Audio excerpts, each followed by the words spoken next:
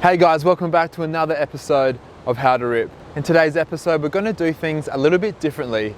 And today's episode is called the High Performance Surfboard Experiment. And it's all about surfing on a high performance board.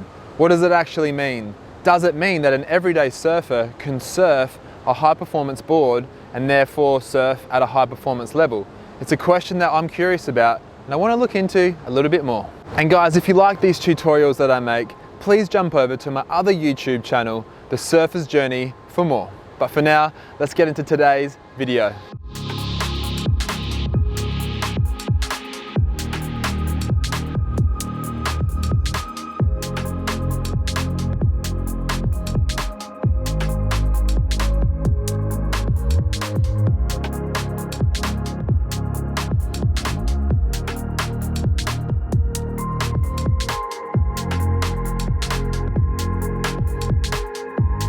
Let's start this video with a little bit of history.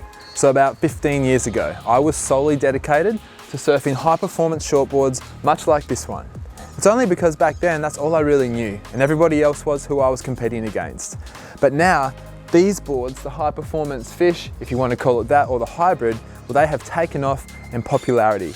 And if you've been watching our videos, then you would know that I've been riding this 5.2 Seaside for a long time and I'm loving it. And I'm finding it really hard to actually get off of it.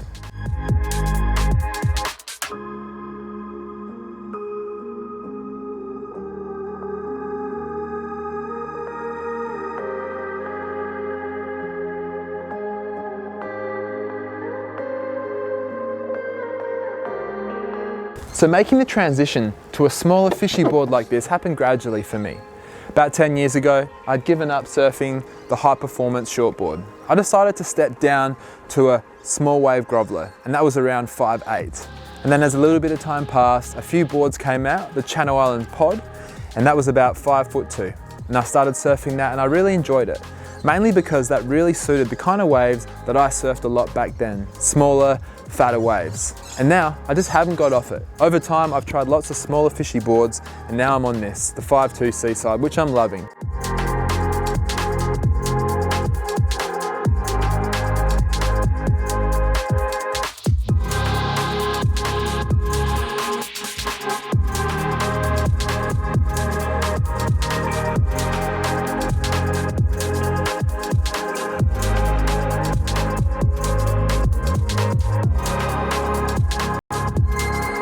But recently I thought, well, what would it actually be like if I went back to the high performance shortboard? What would happen to my surfing and what would it feel like?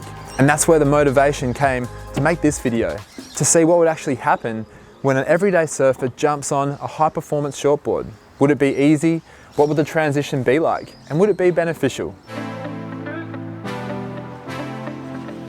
So here you can see me catching the first wave on the shortboard. And straight away I was really shocked by how responsive it was. It was so different to that 5.2 Seaside that I've been surfing. It was responsive, it had so much drive and hold. I've been used to that 5.2 board being quite loose. But thankfully, after a couple of waves, I started to feel it out.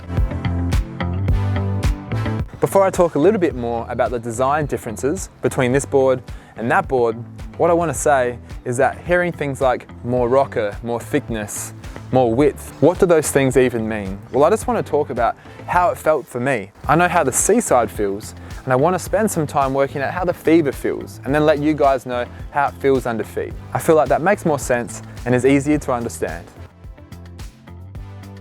The thing that really stood out for me was now I could actually do turns and feel like I had total control. Compared to the 5.2, I never would have been able to control a turn like that, let alone right out of that section. But this board made me feel like I had control when I had speed in a big section. In this example here, you see the 5.2 presented with a decent section and it had some speed, but it just didn't love those big sections with big speed. However, the shortboard, that's what it loved the most.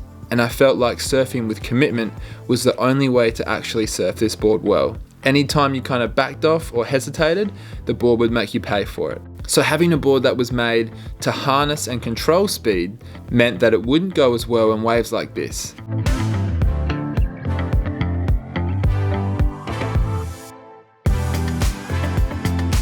If we have a quick look at a high performance shortboard design, it's obviously very different to that Seaside. We see a longer board. This is a 5'10", that is a 5'2".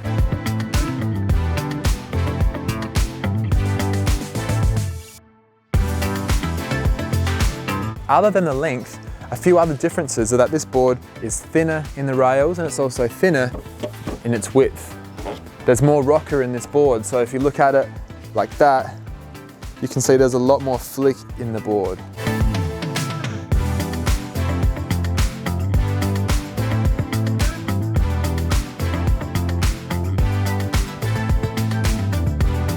If we compare that to the Seaside's outline, you can see the Seaside is much flatter.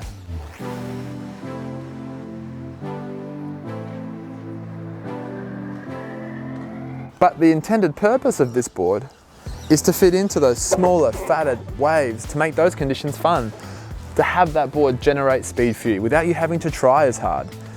Surfing a board like this is much harder. It's much less forgiving. On the Seaside, you don't have to work as hard for speed. If you want to try and slide the tail, because of the buoyancy of this board and also the quad setup, you can slide the tail quite easily. However, jumping onto the shortboard, things became a lot harder, and I quickly realized that I had to be totally on top of my technique and what I was doing. If I wasn't, I would fall, or the turns that I did would feel horrible. A few days later, I had the opportunity to take the shortboard out in waves like this. It wasn't quite as good or as big as it was the other day, but I was happy with that because now I got to try that board in waves that were smaller and a little bit more grovelly. My main takeaway from this session was that surfing waves like this was definitely easier on the 5'2". So what's the answer? What is the answer to the question, can an everyday surfer surf a high performance board? Will it make them surf high performance? Well, it's a good question, and I think the answer is no. Not every surfer could jump on a board like this and have success. And like I said, it's because they're not as forgiving. You have to be totally on top of your technique when you're surfing a board like this. For the everyday surfer, I think they might find this surfboard not that enjoyable to surf when the conditions don't give you speed. When you have to work for speed and work to get through those fatter sections, you really need to work hard on this board. Compared to something like that 5'2", well, that board makes it easy. In saying that, when you get this board into a good section, regardless of the wave height, then it feels amazing. It allows you to put as much power and effort into your turns without any sort of fear or hesitation that you're going to nosedive or catch a rail.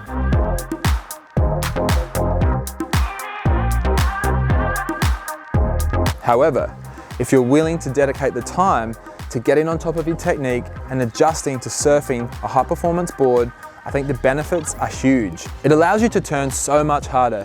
When you get that big section and you've got lots of speed and you really want to put the board on rail, this board will sink in and you can push as hard as you want into that turn. If we compare that to something on the Seaside, if I had the same section, same amount of speed, and I wanted to really lay into a turn, eventually this board would kind of get a little bit loose and I'd have to slide the tail. But this board will just hold the whole way through. The other thing is that in steep sections, I don't have to worry as much about nosediving, whereas I felt like I always had to kind of nurse the Seaside in steeper sections, particularly if I was trying to do a really committed turn. So in my opinion, if you're willing to dedicate the time and take the punt on a board like that, the rewards are there for the taking, but you're gonna have to be patient. And I would only recommend that for an intermediate level surfer, at the top end of intermediate, and then pushing above to advanced and beyond. I think that anyone below that, a beginner who's transitioning to intermediate, is gonna really struggle, and a surfer at that level is gonna benefit from having a board like the Seaside or something like that, because that provides a more forgiving experience. Like I said, it makes getting speed easier, you can turn easier, you can slide the tail easier, everything is easier. But on that board, things are a little bit harder, but once you adjust to that, I think there's a lot to be gained.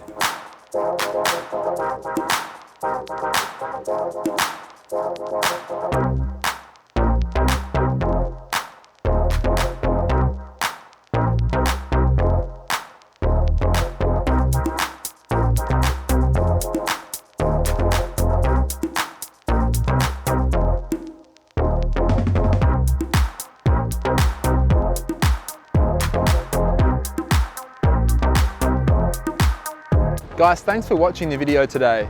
I hope that you found it interesting. I certainly have. I was very surprised with what it was like to actually jump on one of these boards after almost 10 years.